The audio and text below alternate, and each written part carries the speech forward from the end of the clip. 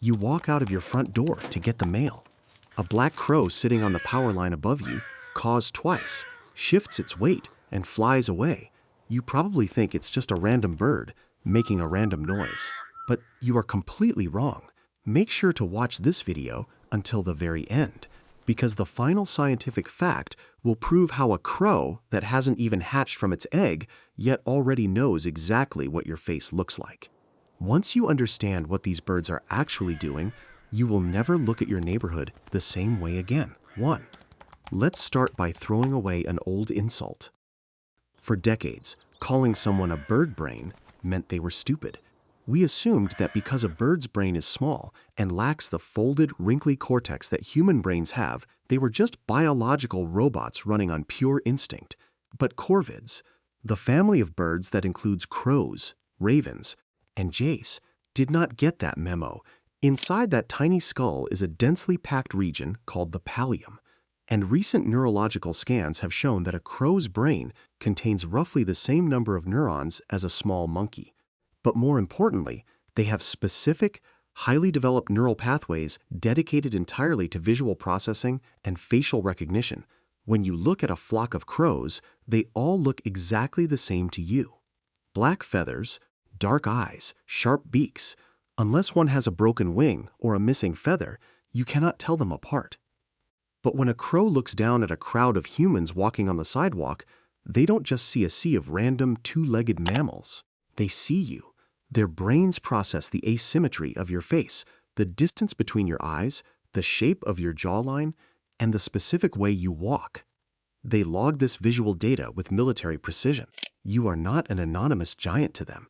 You are a specific individual with a specific track record. And depending on how you've treated them in the past, that track record can be very, very dangerous. 2. How do we know they are actually doing this? Because a biologist decided to test it, and the results shocked the scientific community. In the mid-2000s, Dr. John Marzluff, a wildlife biologist at the University of Washington in Seattle, noticed something strange. Whenever researchers would trap and ban crows on campus for study, those specific crows would seem to remember the researchers later and yell at them. Marzluff wanted to know, were the crows recognizing the researchers' clothes, their height, or their actual faces? To find out, he designed an incredibly weird experiment. The research team bought 2 rubber masks. One was a creepy, hairy caveman mask. The other was a neutral, normal-looking mask of former Vice President Dick Cheney. The researchers put on the terrifying caveman mask and went out into the campus. They gently trapped a few dozen crows, attached harmless identification bands to their legs, and released them. It wasn't a painful process, but it was definitely annoying and stressful for the birds. It made the caveman an official enemy. On other days, researchers put on the neutral Dick Cheney mask and just walked around the campus. They didn't bother the crows. They didn't trap them. They just existed. The results were immediate and terrifying. The next time anyone walked onto campus wearing the caveman mask, the crows went absolutely crazy. They would let out specific, harsh alarm calls known as scolding. They would dive bomb the person. A massive mob of angry birds would form and chase the caveman all the way across the university grounds. But when researchers walked out wearing the Cheney mask, the crows ignored them completely. They went about their day. The crows weren't looking at clothes, or height, or gender. They were looking at the face. They had taken a mental photograph of the person who wronged them, filed it away in their brain, and decided that this specific face was banned from their territory. If you're starting to realize how smart the animals in your backyard really are, take a second to hit the like button. It helps us bring more scientific truth to people just like you. 3. Recognizing a threat is a great survival tactic. But what happened next in Dr. Marzluff's experiment is what elevates crows from smart birds to a highly advanced society. Over the next few months, the researchers continued to walk through campus wearing the caveman mask, but they noticed something alarming. Originally, they had only trapped and annoyed about a dozen crows, but now, when the caveman walked outside, he was being mobbed by 40, 50, sometimes 60 crows at a time. Where were all these extra angry birds coming from? The answer is something biologists call horizontal cultural transmission. In plain English, the crows were gossiping. The original victims who got trapped didn't just hold a personal grudge. They went back to their roost and used their complex vocal language to describe the threat to their friends, their neighbors, and complete strangers in the flock. They pointed the cavemen out. Crows that had never been trapped, never been touched, and never even seen the cavemen before were joining in on the attacks. They learned who the bad guy was entirely through social word of mouth. This means that if you throw a rock at a crow in your front yard, you aren't just making an enemy out of that one bird. That bird is going to fly up to the power line, call a meeting, and put a literal hit out on you. Within a week, every crow in a 5-mile radius will know your face, your address, and the fact that you are a hostile threat. You will be blacklisted by an entire neighborhood of birds. So, if you accidentally make a crow mad, how long do you have to wait for them to forget? A few weeks? A month? Not even close.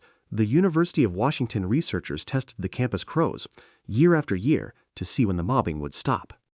5 years later, the caveman was still being attacked. 7 years later, the attacks were actually getting worse. They tested it again a full 10 years after the original trapping incident. Keep in mind, the average lifespan of a wild American crow is only about 7 to 8 years. Most of the original crows who were actually trapped by the cavemen were dead. Yet, when a researcher put on the caveman mask a decade later, the crows still swarmed him, screamed at him, and dive-bombed his head. They don't forgive, and they literally do not forget. They hold grudges longer than most humans do. But how is it possible for a flock to remember a face when the birds who actually saw the event are no longer alive? 5. And this brings us to the scientific fact I promised you at the beginning of the video. The reason a crow that hasn't even been born yet knows exactly what you look like, it's a process called vertical transmission. When adult crows have babies, they don't just feed them worms and teach them how to fly. They actively educate them about the neighborhood. When a parent crow sees a human who has been labeled a threat, like the caveman, they will bring their fledglings out of the nest. The parent will point at the human, initiate the harsh, scolding alarm call, and physically demonstrate to the baby that this specific human face is dangerous. The baby crow sits on the branch, watches the parent, and logs your facial features into its own developing brain. You become a part of their generational folklore. You are the villain in the bedtime stories they tell their children. Your face is passed down from grandfather to son as a permanent warning. But here is the beautiful flip side to this science.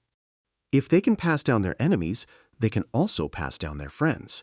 If you are kind to the crows in your yard, if you consistently leave out unsalted peanuts or fresh water during the summer, they will log your face just as accurately. They will tell the flock that you are a safe haven. And when they have babies, they will bring those babies to your yard to show them the human who provides. You aren't just interacting with a bird on a fence. You are building a reputation with a highly intelligent, complex society that exists parallel to our own. You have the power to be a villain in their history books or a trusted ally. The choice is entirely up to you. If this video changed the way you look at the birds outside your window, please subscribe to Birds Beauty. We are dedicated to proving that the wild world is so much smarter than we give it credit for. Leave a comment below. Have you ever tried making friends with a crow, and did it work?